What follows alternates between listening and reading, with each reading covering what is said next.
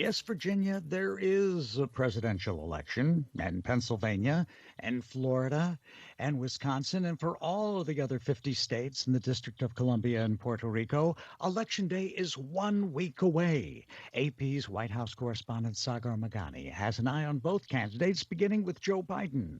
Has two stops today in Georgia, which has not backed the Democratic presidential nominee since Bill Clinton in 1992.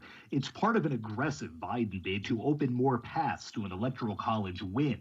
He'll also be in Wisconsin, Michigan, and Florida later this week, while running mate Kamala Harris heads to Texas, where the GOP has not lost any statewide race since 1994. Meanwhile, as Sagar Magani points out, the president has his plate full as well. After visiting Pennsylvania yesterday, he'll rally today in Michigan and Wisconsin, traditional Democratic strongholds he won in 2016. Most national polls show Joe Biden in the lead, and the president's running out of time to reshape the race.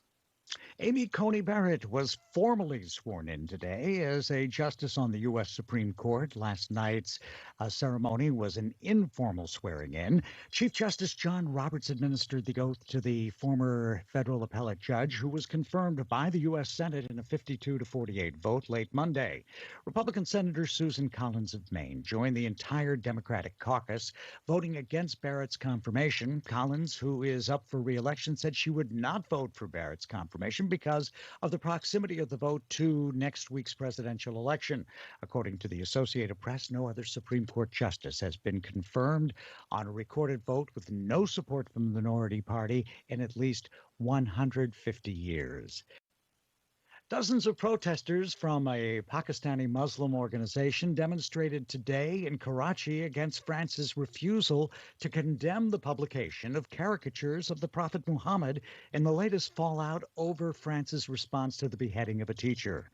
The protesters chanted slogans against French President Emmanuel Macron and then burned his portrait and an effigy. Muslim minority countries in the Middle East and beyond have been outraged by Macron's remarks last week, in which he declined to condemn the caricatures.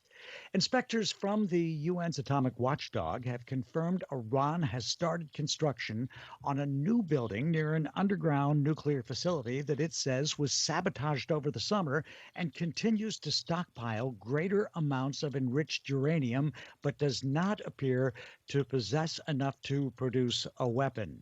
Rafael Grossi is the Director General of the International Atomic Energy Agency, and he told AP in an interview in Berlin that his inspectors have now confirmed this construction has begun.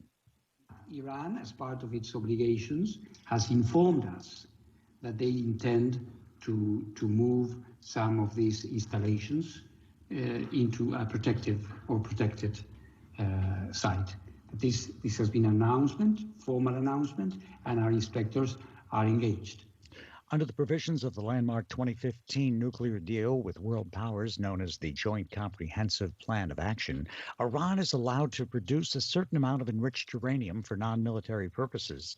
Since U.S. President Donald Trump pulled unilaterally out of the deal in 2018 and reimposed sanctions, however, the other signatories, Germany, France, Britain, Russia, and China, have been struggling to keep the deal alive.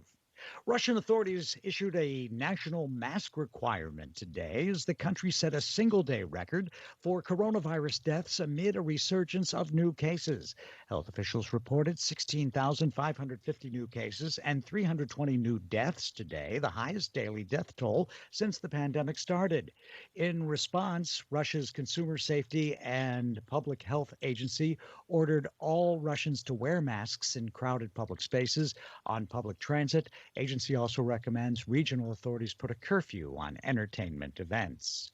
A top World Health Organization official said today that Europe needs a serious acceleration in the fight against coronavirus, and a lack of contact tracing capacity could drive the disease into the darkness. The vast region comprising 46 countries at WHO accounted for 46% of global cases.